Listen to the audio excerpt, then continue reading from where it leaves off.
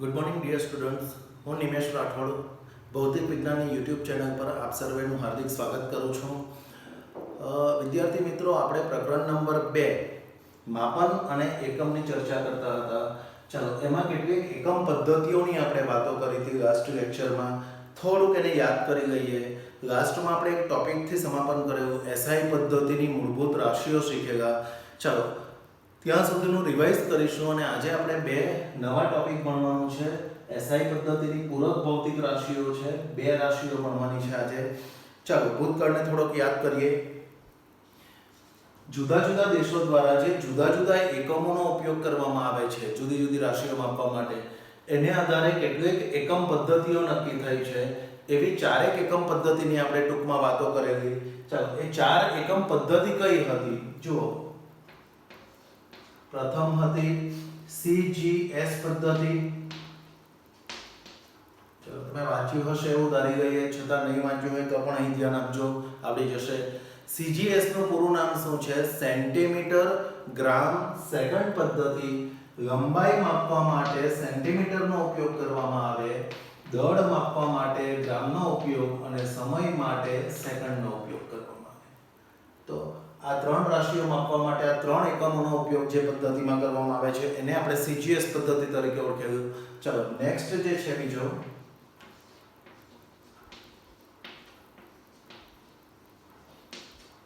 એ છે MKS પદ્ધતિ. M for metre, K for kilogram અને S for second. Metre, kilogram, second પદ્ધતિ. ફરીથી પાછું એ જ આપણે સમજેલા કે લંબાઈ જે છે તે મીટરમાં માપવામાં આવે, દળ જે છે તે કિલોગ્રામમાં માપવામાં આવે અને સમય જે છે તે સેકન્ડમાં માપવામાં આવશે. ચાલો, ત્રીજી જે પદ્ધતિ હતી જેને બ્રિટિશ પદ્ધતિ પણ કહેવામાં આવે, FPS પદ્ધતિ. ફૂટ, પાઉન્ડ, સેકન્ડ. લંબાઈ ફૂટમાં માપવામાં આવે, દળ પાઉન્ડમાં માપવામાં આવે અને સમય સેકન્ડમાં માપવામાં આવે, જેને આપણે FPS પદ્ધતિ તરીકે ઓળખીએ છીએ, અથવા એનું બીજું નામ છે બ્રિટિશ પદ્ધતિ. ચાલો, આ જુદા જુદા દેશો દ્વારા ઉપયોગમાં લેવાતી એકમ પદ્ધતિઓની આપણે વાતો કરી. ત્યારબાદ એવો કંઈક ટોપિક ભણેલા કે ઇન્ટરનેશનલ લેવલ પર એક પદ્ધતિ એવી છે કે જેનો ઘણા બધા દેશોએ સ્વીકાર કરેલો છે. એવી ઇન્ટરનેશનલ જે પદ્ધતિ છે એનું નામ છે SI પદ્ધતિ. સિસ્ટમ ઇન્ટરનેશનલ, એનું ફૂલ ફોર્મ છે. આમાં જુઓ, આમાં ત્રણ રાશિ આવી બધી પદ્ધતિમાં, ત્રણે ત્રણમાં લંબાઈ, દળ અને સમય માપવાના એકમો હતા. આવી ઓછામાં ઓછી સંખ્યાની જે ખૂબ અગત્યની રાશિઓ છે એને નામ આપણે શું આપેલું? મૂળભૂત ભૌતિક રાશિઓ. એની મદદથી જે મેળવાતી હોય એને કહેવાય સાધિત ભૌતિક રાશિઓ. આપણે તમને 5-6 ઉદાહરણ સમજાવેલા એમાં કે વેગ છે, પ્રવેગ છે, બધી સાધિત રાશિઓ છે કે મૂળભૂતનો ઉપયોગથી મેળવી શકાય. ચાલો, આ SI, આમાં ત્રણ રાશિઓ મૂળભૂત છે. SI પદ્ધતિમાં આવી 7 જેટલી મૂળભૂત રાશિઓ હતી. ચાલો, એ યાદ કરીને પછી આપણે નેક્સ્ટ ટોપિક પર જઈશું. એ 7 રાશિઓ પૈકી આ ત્રણ તો ખરી જ: લંબાઈ, દળ, સમય. ચાલો, ચોથો હતો વિદ્યુત પ્રવાહ. અને ક્રમમાં મોડે કરવાની જરૂર નથી, બધું યાદ રાખવાની. 7 આપવી જોઈએ ટોટલ. કોને પહેલો લખો, કોને બીજું લખો, એના સાથે કોઈ નિસ્બત નથી. પછી થર્મોડાયનેમિક, તાપમાન, દ્રવ્યોનો જથ્થો,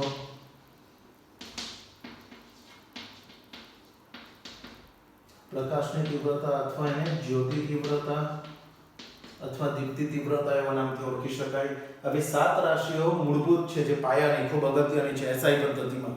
ચાલો, એ બધાના એકમ અને સંજ્ઞાઓ મોડે કરવાનું કીધેલું હતું, જરાક યાદ કરો. ચાલો, લંબાઈ SI પદ્ધતિમાં મીટરમાં માપવામાં આવે, એની સંજ્ઞા સ્મોલ m. દળ કિલોગ્રામ, એની સંજ્ઞા kg. kg વખતે તમને કહ્યું કે અંગ્રેજી ભાષાનો નિયમ એવું કહે છે કે કોઈ પણ શબ્દને ટૂંકાવી દો તો બાજુમાં ટપકું મૂકવાનું. પરંતુ આ એકમ પદ્ધતિઓ એવું સૂચવે છે કે એકમ લખતી વખતે કોઈ પણ પ્રકારનો ટપકું કે પૂર્ણવિરામ, અલ્પવિરામ જેવા કોઈ પણ ચિહ્નો મૂકવા નહીં. બરાબર? ચિહ્નો વગર લખવું. kg સ્મોલ abcd માં લખવાનો.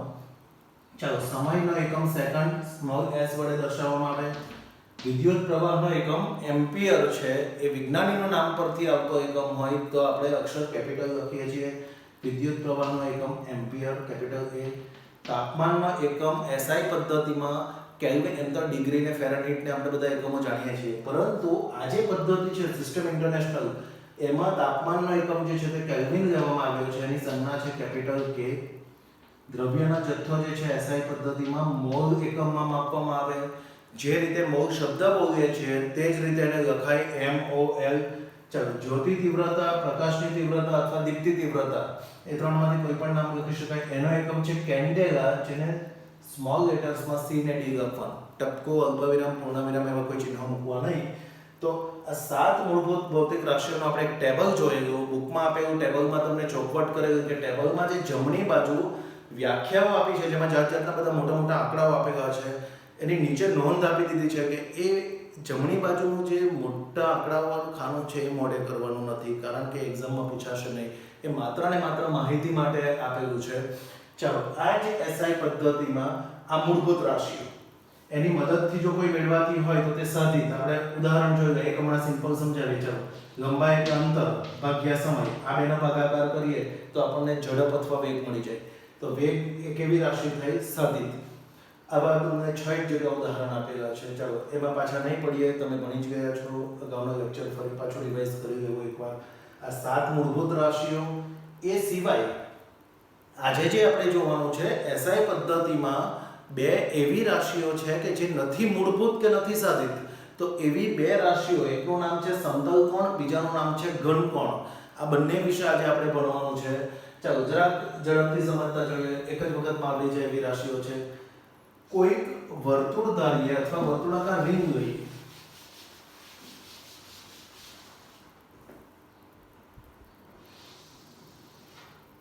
ચલો, આ વર્તુળનું કેન્દ્ર, એના પર એક ચાપ ધારી લો. ચાપની લંબાઈને આપણે ds એવું નામ આપી દઈએ. ચાપના બે છેડા આગળ ત્રિજ્યાઓ દોરીએ. આ ચાપ ds વડે કેન્દ્ર આગળ, આ થયું વર્તુળ અથવા રિંગનું કેન્દ્ર, કેન્દ્ર આગળ જે ખૂણો આંતરેલો હોય એને સમતલ કોણ dθ તરીકે ઓળખવામાં આવે. અને એને શોધવાની રીત આવી છે. dθ બરાબર ચાપની લંબાઈ ds ભાગ્યા ત્રિજ્યા r તરીકે એને દર્શાવવામાં આવે. એને શોધવાનું સૂત્ર છે dθ સમતલ કોણ બરાબર ds ભાગ્યા r. એનો એકમ રેડિયન છે. રેડિયનની સંજ્ઞા rad, કે ખૂણો છે ટૂંકમાં, અને ખૂણો કયા એકમમાં લીધેલો છે? રેડિયન. એને દર્શાવવાની સંજ્ઞા છે rad. r, a અને d ત્રણે અક્ષરો સ્મોલ abcd માં લખવામાં આવે. ચાલો, હવે એક અગત્યની નોંધ અહીં મૂકી દઈશું જે દાખલા ગણવામાં કામ આવશે. કે તમે જ્યારે ખૂણા લખ્યા છે આજ સુધી, તો તમે મોટે ભાગે ડિગ્રીમાં લખો છો ખૂણા. ચાલો, એક સિમ્પલ ઉદાહરણ લઈએ. થીટા બરાબર 90 ડિગ્રી. હવે તમે એ પણ જાણો છો કે 90 ને ઘણી વખતે π/2 લખીએ છીએ, પાઈના સ્વરૂપમાં લખીએ છીએ. તો વિદ્યાર્થી મિત્રો, તમે જે 90 લખો છો તે ડિગ્રી છે, જેના માટે નાનો ટપકું મૂકીએ છીએ આપણે, બરાબર, મીંડું જેવું નાનકડું, એ ડિગ્રીનું સિમ્બોલ છે. અને જ્યારે તમે એને π/2 કહો છો એ રેડિયન છે. યાદ રાખજો કે રેડિયન ભલે હમણાં તમને નવું લાગતું હોય, પણ તમે પાઈ વાળી સંજ્ઞાઓ વાપરી જ છે. એ કેવી રીતે બને? તો ડિગ્રીમાંથી રેડિયનમાં ફેરવવાનો એક સંબંધ છે.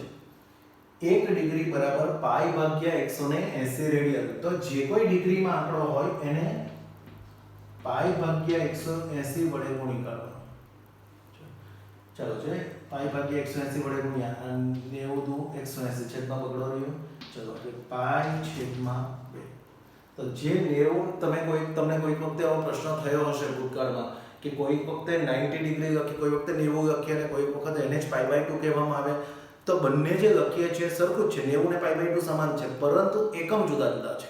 90 જે છે તે ડિગ્રી છે, જ્યારે π/2 જે છે તે રેડિયન એકમ છે, જેને સ્મોલ rad વડે આપણે દર્શાવીએ છીએ. ચાલો, તો આ સમતલ કોણનો ટોપિક અહીં પૂર્ણ થાય. એકદમ નાનકડી માહિતીઓ છે. સમતલ કોણ એ પૂરક રાશિ છે. તમને કોઈકવાર એવો પ્રશ્ન પૂછાય કે નીચેના પૈકી પૂરક ભૌતિક રાશિ કઈ? 4 રાશિઓના નામ આપેલા હોય. ધારો કે લંબાઈ, દળ, સમય, આવી 3 રાશિઓ હોય અને ચોથું જે નામ છે તે સમતલ કોણ હોય, તો આપણે એ સિલેક્ટ કરીને લખવાનું રહે. ચાલો, ત્યારબાદનો જે ટોપિક છે એ છે ઘન કોણ. ચાલો, કોણ એટલે એ પણ ખૂણો જ છે, જેને d ઓમેગા સંજ્ઞા વડે, આ ઓમ વાળી જે સંજ્ઞા છે ને ઓમેગા તરીકે આપણે ઓળખીએ છીએ, અને d ઓમેગા સંજ્ઞા વડે દર્શાવવામાં આવે. જ્યારે ચાલો રિંગ હોય, રિંગ એટલે વર્તુળ, બરાબર, ત્યારે જે ચાપ ખૂણો બનાવે એને આપણે સમતલ કોણ તરીકે ઓળખીએ. પરંતુ રિંગને બદલે ગોળો હોય, જો ગોળો અને રિંગમાં તફાવત છે. આપણે દડો રમીએ છીએ તે ગોળો કહેવાશે, જ્યારે રિંગ એટલે વીંટી પહેરીએ તે રિંગ કહેવાશે. તો આખો ગોળો જો લીધો હોય તો ગોળા પર આપણે જ્યારે થોડો ભાગ ધારવા જઈશું, રિંગ હોય તો ચાપ મળશે, પણ ગોળો હોય આખો બંધ ગોળો લઈએ તો ચાપને બદલે અમુક ક્ષેત્રફળ વાળો ભાગ મળશે, જેને આપણે જે ત્રિપરિમાણમાં છે. ગોળો બોર્ડ પર દર્શાવી શકાતો નથી, કારણ કે આપણું પાટિયું કે નોટ એ 2 પરિમાણના પદાર્થો છે. તો એને આપણે આ રીતે આખો જે ગોળો છે એમાંથી આટલો વ્હાઇટ જે ભાગ છે એક નાનકડો ભાગ દર્શાવીએ. જેમ રિંગ પર એક ચાપ ઇઝીલી દોરી શકાય તેવું ગોળો બોર્ડ પર દોરવું થોડુંક ડિફિકલ્ટ છે, પણ આપણે આખા ગોળામાંથી એક નાનકડા અમુક ક્ષેત્રફળ વાળો ભાગ ધારી લઈએ. ચલો આટલો વ્હાઇટ જે દેખાય છે. ચલો એ જે ધારેલો ભાગ જે છે એને પૃષ્ઠ અથવા ક્ષેત્રફળ તરીકે ઓળખીએ. ચલો એ જે પૃષ્ઠ વાળો જે ભાગ છે એનું ક્ષેત્રફળ કેટલું, તો એને dA કહી દઈએ. સમજો. ચલો આ dA અને આ ત્રિજ્યા કેટલી લાઈન ભેગી થવાનું, તો આપણે જે ભાગ ધાર્યો છે એના 4 છેડાઓ જે છે એના પરથી એક એક લાઈન અહીંયા ખેંચીએ, કેન્દ્ર આગળ લઈ જઈએ તો ખૂણો જે છે ખૂણો બનવા માટે 4 લાઈનો ભેગી થઈ. તો 4 લાઈન વચ્ચેનો ખૂણો એને d ઓમેગા કહીએ. ચલો હવે શું કરવાનું જોજો. આ જે ધારેલો જે ભાગ છે પૃષ્ઠ, એ પૃષ્ઠનું ક્ષેત્રફળ એના ભાગ્યા આ ત્રિજ્યાનો વર્ગ કરવાથી આપણને ઘનકોણ નામનો ખૂણો મળશે. સમજજો ધ્યાનથી, કોનો ભાગાકાર કરવાનો. જેમ સમતલ કોણમાં ચાપ ભાગ્યા ત્રિજ્યા કર્યું, તેમ અહીં આગળ ક્ષેત્રફળ લેવાનું. જે ધારેલો ભાગ છે એનું ક્ષેત્રફળ dA છેદમાં ત્રિજ્યા જે છે એ r નો વર્ગ, એટલે આપણું સૂત્ર થશે ગોળાના પૃષ્ઠ પરનું ક્ષેત્રફળ dA ભાગ્યા ગોળાની ત્રિજ્યા r નો વર્ગ. આ વર્ગ ધ્યાનમાં રાખજો, પોઈન્ટ છે. ચાલો આ dA ભાગ્યા r સ્ક્વેર જે છે એને d ઓમેગા અથવા ઘનકોણ તરીકે ઓળખવામાં આવે. એનો એકમ સ્ટીરેડિયન છે. એને દર્શાવવાની સંજ્ઞા સ્મોલ abcd માં SR લખવું. ફરીથી કહી દઈએ, ટપકું કે પૂર્ણવિરામ કે એવી કોઈ નિશાની મૂકવી નહીં. એટલે વ્યાખ્યા શું થશે? ગોળાના પૃષ્ઠ દ્વારા ગોળાના કેન્દ્ર પાસે આંતરેલ ખૂણો, આ પૃષ્ઠ 4 ખૂણાવાળો, એને અહીંયા કેન્દ્ર પાસે આંતરેલો ખૂણો 4 લાઈન આવી એટલે ખૂણો આપણે આવી રીતે દોર્યો છે. આમ સિમ્પલ નહીં દોરાશે. તો આને ઘનકોણ તરીકે ઓળખવામાં આવે, જેના એકમ સ્ટીરેડિયન છે. ફરીથી આમાંથી ઓબ્જેક્ટિવ કયા યાદ રાખવાના? આ બે રાશિઓ પૂરક રાશિઓ છે. પૂરક એટલે કેવી? SI પદ્ધતિમાં 7 મૂળભૂત રાશિઓ, એ 7ની મદદથી જેટલી પણ બનાવી શકાય એ બધી સાધિત ભૌતિક રાશિઓ, અને એ મૂળભૂતમાં પણ નથી આવતી અને સાધિતમાં પણ નથી આવતી એવી 2 રાશિઓ છે, જેનું એકનું નામ છે સમતલ કોણ. સમતલ કોણમાં આટલી બાબત ધ્યાનમાં રાખવાની. આ તો સમજવાનું, પણ સમતલ કોણ એનો એકમ રેડિયન, એની સંજ્ઞા સ્મોલ abcd માં rad. ચલો ઘનકોણ એનો એકમ સ્ટીરેડિયન, એની સંજ્ઞા SR છે સ્મોલ લેટર્સમાં. ચલો અહીં આપણે SI પદ્ધતિના ટોપિકને અહીંથી પૂર્ણ કરીશું. બરાબર. અગાઉ જતા એના નિયમો કે જે તે જેમ જેમ ઉપયોગમાં આવશે તેમ તેમ આપણે એના વિશે ભણીશું. હવે આપણે શું કરવાનું છે, નેક્સ્ટ ટોપિકની અંદર આપણે અંતરો માપવાની કેટલીક રીતો શીખવાની છે. ચાલો, આપણી પાસે અંતરોની ભૌતિક વિજ્ઞાનમાં બહુ વેરાયટી છે. ખૂબ નાના અંતરો એટલે ફૂટપટ્ટીમાં નાના 2 કાપા વચ્ચેનું અંતર, તે કેટલું આવે ત્યાંથી લઈને એનાથી નાના અંતરો પણ આવશે આપણે માપવાના. જેમ કે માપપટ્ટી તો તમારી પાસે છે, પણ એનાથી નાનું માપવું હોય, માપપટ્ટી કરતાં આશરે 10મા ભાગનું માપવું હોય, તો એના માટે આપણો પ્રથમ પ્રયોગ છે પ્રેક્ટિકલ જે આપણે કરવાના આવશે. એમાં પ્રયોગ પોથીમાં ફર્સ્ટ પ્રયોગ છે વર્નિયર કેલિપર્સનો. એ વર્નિયર કેલિપર્સ નામનું એક સાધન છે જેનાથી ફૂટપટ્ટી કરતાં પણ નાનું માપી શકાય. પછી બીજા પ્રયોગ આવશે જેમાં માઇક્રોમીટર સ્ક્રૂ કરીને એક સાધન આવશે, એક સ્ફેરોમીટર આવશે. એ વર્નિયર કરતાં પણ હજી નાનું માપવું હોય તો માપી શકાય એવા સાધનો છે. પ્લસ કેટલાક એવા અંતરો વિશે ભણીશું કે દાખલા તરીકે પૃથ્વીથી સૂર્યનું અંતર. હવે એ તો આપણે કોઈ મેઝર ટેપથી માપી નથી શકવાના, ખૂબ લાંબુ ડિસ્ટન્સ છે. તો એવા મોટા અંતરો છે, એને અમુક ભૂમિતિની રીતે માપવામાં આવે, એમાં અમુક ધારણાઓ બાંધીને માપવામાં આવે. એની કેટલીક રીતો આપણે જોઈશું. જેમ કે દ્રષ્ટિ સ્થાનભેદ કરીને એક રીત આપી છે, એનો આપણે ઉપયોગ કરીશું. એમાં આ કન્સેપ્ટનો પણ ઉપયોગ આવશે પાછળ. ઇન શોર્ટ, આપણે આ પદ્ધતિઓ વિશે, એકમ પદ્ધતિઓ વિશે શીખીને હવે પછીના લેક્ચરમાં અંતરોના માપન વિશે કેટલીક ચર્ચાઓ કરીશું. Thank you very much.